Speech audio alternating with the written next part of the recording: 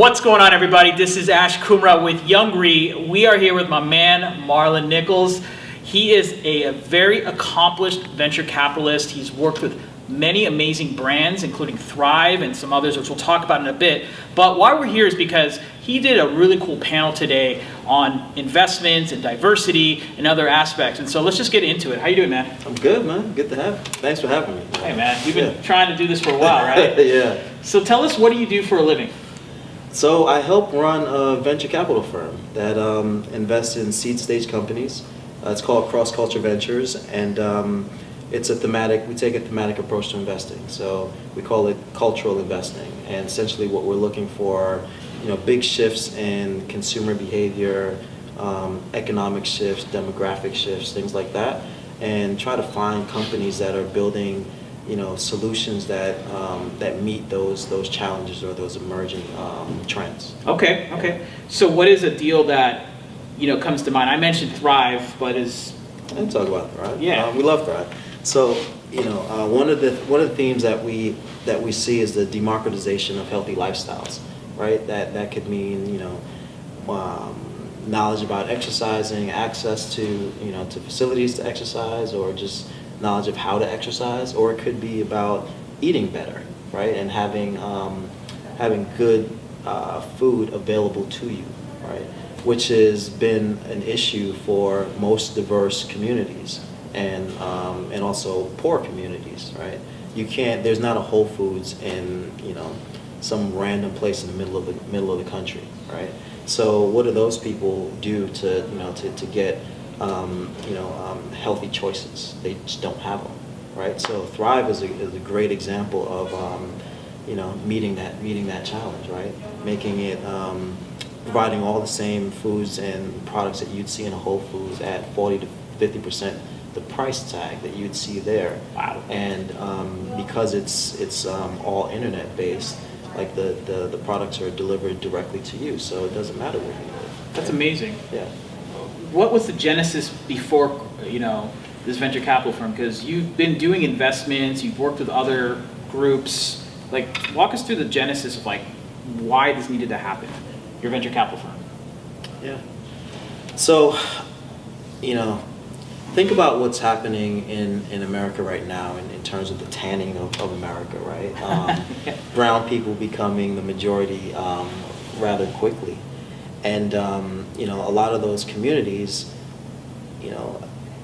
having not seen any true form of innovation in 20 years or so, right? Just think about the opportunity that could exist there, right? You identify a very real problem for a growing population, right? That's also quite an influential population, and you address that problem. What's happening is you're creating a new market, right? And as you're creating that new market, you have the ability to own it. So there's a huge arbitrage opportunity there, along with you just doing good for those communities. So do you think the new venture capital, the new type of investment is make money and be good at the same time? Is that what you're kind of saying? Because I like this whole good angle that you're talking about. I don't think they're mutually exclusive. Okay. Yeah. Okay, cool. What is one other company that you're really proud of that you kind of want to talk about? What were the elements that are making them successful? I know you got a whole bunch. Proud of all our companies. All of them, but one just comes to your mind. Our most recent investment is a company called One Preschool. Okay. And One Preschool they're calling themselves the Airbnb of early childhood care. Nice. Right? So think about a stay-at-home mom or stay-at-home dad that's not actually able to go back to the workforce, right? Because it becomes too expensive to get childcare and go back to work, right? What One Preschool is allowing that person to do, or that family to do, is to open up a daycare or a preschool right in their home. So now you can have your kid there, and you're generating revenue because you're bringing in other children from the community, right? And it's going to be priced at a price point that makes sense for where you live, but the quality of the education, the curriculum, is going to be standard across the board, right? Wow. So if you take a preschool in Beverly Hills or a preschool in Watts, the same education, different price points, right? And led by different people, right? So it's just solving early child care is a huge problem, right? In terms of the quality of it and the affordability of it, right? So they're solving a very, very real, very, very big problem, and they're using software to do it. So it's a unique and cost-effective approach at it. You know, when you said this is the Airbnb for preschool, you're saying?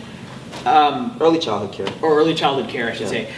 One thing that came to my mind is I often see a lot of entrepreneurs, let's say they're pitching you or pitching other investors, and they're like, we're the Uber for this, we're the Airbnb for this. When is it appropriate to use that analogy when pitching, and when's it not appropriate? Because you must be hearing some pitches and you're like, okay, guys, it's not really that, or don't do that, right? Yeah, I think it's when it really makes sense, right? Okay.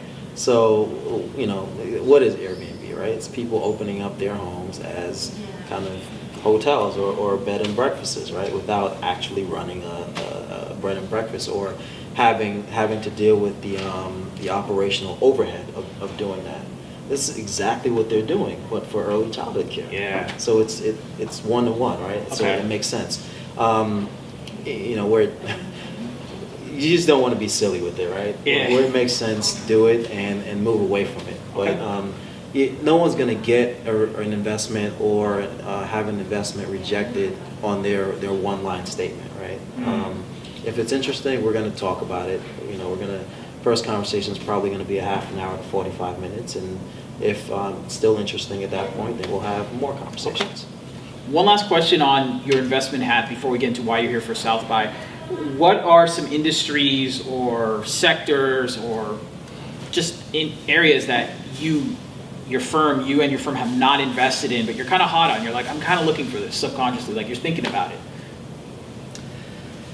I don't know. So we've done a fintech company that's focused on improving the balance sheet of folks that have not so great credit. So fintech. We've done the food space, and we've done access to information in a company like M-Survey that's offshore in Kenya. We've done in the beauty space with Maven. We've touched a lot. We've even done artificial intelligence, a company called Reply Yes, right? That's working with brands and kind of being their platform as a service for discovery and procurement for directly to consumers. So, we've touched a lot of stuff in our almost 2 years already. Probably the one place that we haven't invested yet that remains interesting, but I still think the space is a little too early, and that's AR/VR. Okay. Right.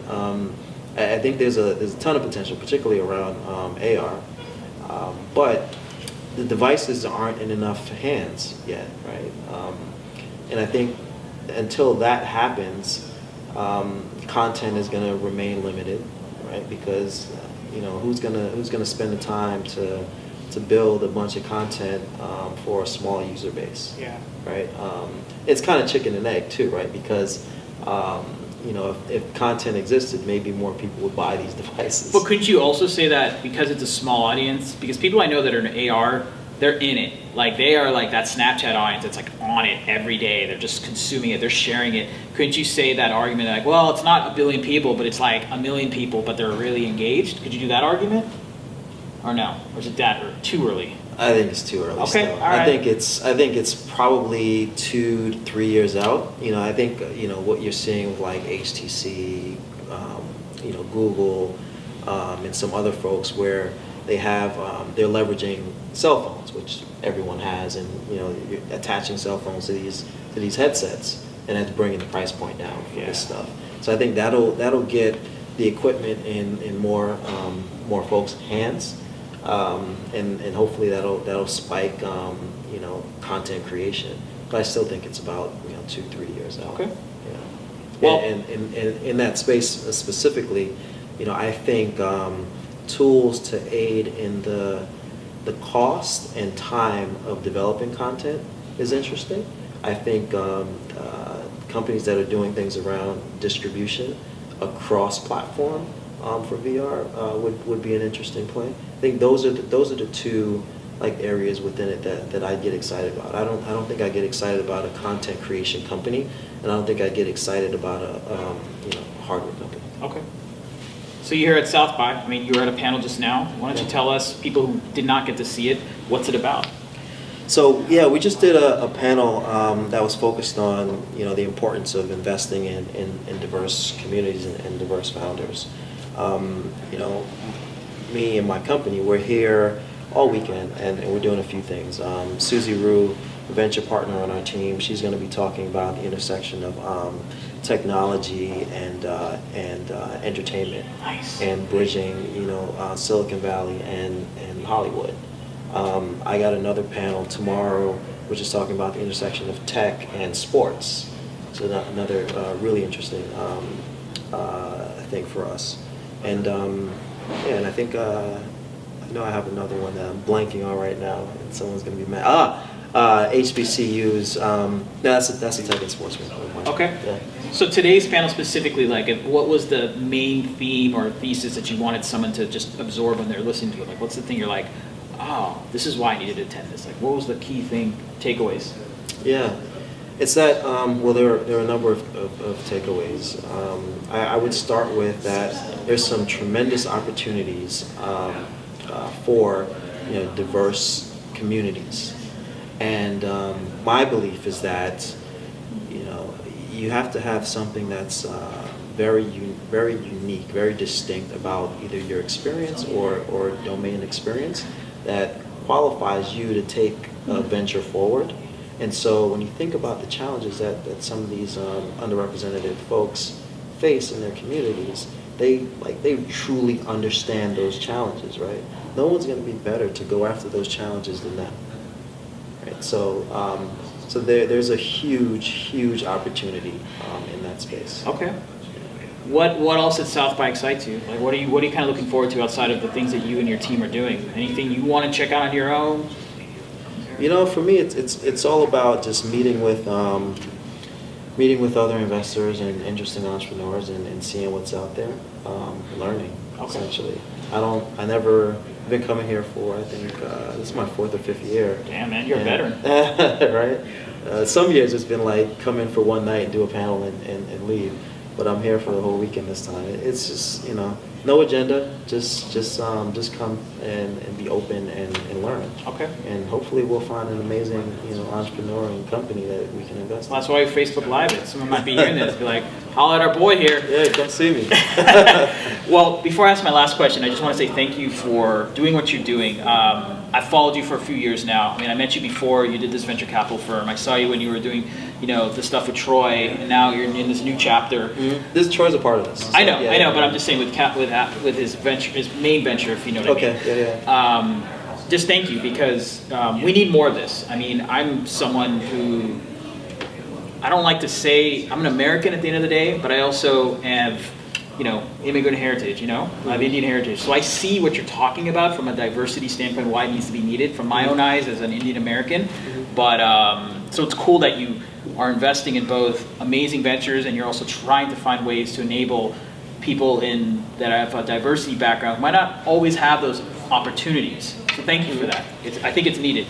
Yeah, no, it's important, and just to be really clear, we never lead with we're looking for a diverse entrepreneur to do this. We're looking for companies that are solving real challenges. Yep. That are billion-dollar opportunities. Yep. And it just so happens that the majority of the ones that we've had the fortune of finding and investing in so far, the majority have been from diverse backgrounds. Speaking of billionaires, someone asked Mark Cuban when he was like 25, what do you want to be when you grow up? He's like, BBC. You know what that is, right? No. Billionaire Boys Club. Oh, yeah. Okay. You're trying to find the BBCs and the BBWs. There you go. All right, so my last question is so Youngry is, our acronym is Young in Spirit, Hungry, and Ambition. And we're here to just help every early stage entrepreneur grow and thrive. When you hear the name Youngry, what comes to your mind? Hustle. Hustle. Yeah. Love it. Young hustle. Young hustle. You guys get that? Young hustle. All right, man. Well, thank you so much. Yeah. Thanks for having me. No problem.